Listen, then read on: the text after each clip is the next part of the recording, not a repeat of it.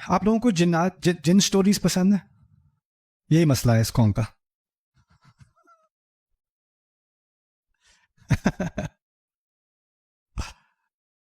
جنات کے بارے میں قرآن نے بات کی ہے. تھوڑی سی جن سٹوری سنتے ہیں، تھوڑی سی قرآن سے جن سٹوری.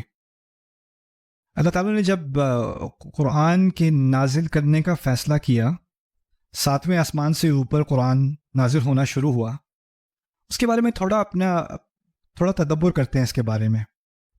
یہ جو کائنات ہے نا، پہلا سما ہے. یہ جو ستارے ہمیں نظر آ رہے ہیں نا، یہاں تک ہمیں پتہ چلا ہے کہ اس کائنات کی فزیکل یونیورس کی جو عمر ہے فی الحال تقریباً 13.9 بلین لائٹ ایئرس. یہ عمر ہے اس کی. یعنی آپ جب آسمان میں ستارے دیکھتے ہو تو وہ جو روشنی آپ دیکھ رہے ہو نا ستارے کی، اس کو 13.9 بلین سال لگے ہیں آپ کی آنکھ تک پہنچنے میں. 14 بلین سال اس کو لگے ہیں. آپ کو پتہ ہے روشنی کی سپیڈ، اس کی رفتار کیا ہے، لیکن اس رفتار کے باوجود وہ اتنا سفر کر کے آپ کی آنکھ تک پہنچی ہے. شاید آپ کو اندازہ ہو نہ ہو، جب آپ سورج کی روشنی کو دیکھتے ہو تو وہ روشنی آپ کی آنکھ تک پہنچنے میں اس کو 8 منٹ لگتے ہیں. آپ سورج کو نہیں دیکھ رہے، آپ سورج کو جو جیسے وہ 8 منٹ پہلے تھا وہ دیکھ رہے ہو اصل میں، کیونکہ اس کی روشنی کو یہاں تک آنکھ تک پہنچنے میں 8 منٹ لگ جاتے ہیں.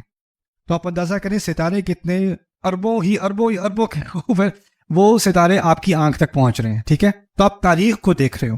جب آپ کسی ستارے کو دیکھ رہے ہو نا، تو ایک بہت قدیم تاریخ کی طرف آپ کی نظر جا رہی ہے. اللہ تعالیٰ نے فرما دیا وَلَقَدْ زَيَّنَّا السَّمَاءَ الدُّنْيَا بِمَصَابِيحَ. ہم نے سب سے نچلا آسمان، کتنے آسمان ہیں؟ 7. اللہ کہتے ہیں سب سے نچلا آسمان میں نے ستاروں سے مزین کیا. یعنی جہاں تک انسان کو ستاروں کا علم ہے وہ کون سا آسمان ہے؟ پہلا آسمان ہے. اس کے بعد اس کے مقابلے میں دوسرا آسمان ہے، جو روایت میں پتہ چلتا ہے اس کے مقابلے میں دوسرا آسمان ایسے جیسے یہ ایک انگوٹھی ہو اور وہ ایک صحرا ہو. اس کے بعد تیسرا آسمان ہے، اور اس کے مقابلے میں جیسے دوسرا آسمان ایک انگوٹھی ہو اور تیسرا آسمان ایک پورا صحرا ہو. اور اسی طرح چوتھا، پھر 5واں، پھر 6واں، پھر 7واں، اور اس کے بعد عرش ربنا. قرآن آیا ہے 7 آسمانوں کے اوپر سے. آپ اندازہ کریں کوئی واقعہ ہوا ہوتا تھا، رسول صلی اللہ علیہ وسلم کسی نے کافر نے آ کے کوئی سوال پوچھ لیا، اور وہاں سے جبریل کو حکم ملا کہ آپ رسول کو یہ آیت دیں. تو آپ ذرا کمپیئر کریں جبریل علیہ السلام کی رفتار اور لائٹ کی رفتار کو.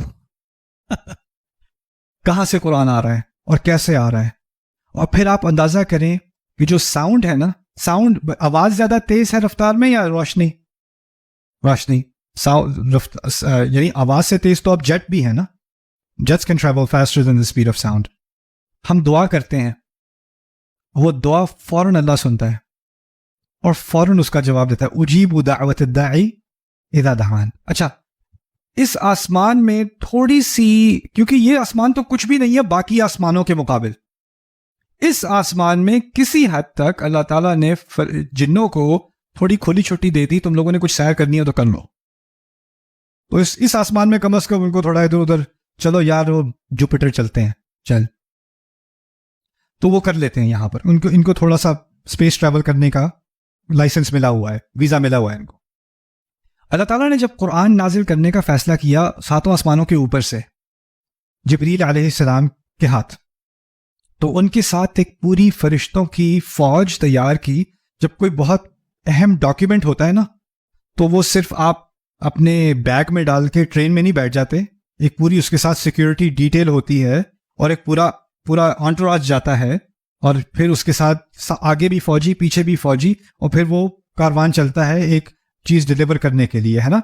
تو اللہ تعالیٰ نے قرآن میں بتایا مطاع ثم امین، ان کی بہت بڑی فالوئنگ ہے، اور پھر وہ قرآن لے کر آتے ہیں جبریل علیہ السلام. ٹھیک ہے، تو جب وہ آ رہے تھے تو اللہ تعالیٰ نے ایک معاملہ کیا جو یہاں پاکستان میں بہت ہوتا ہے.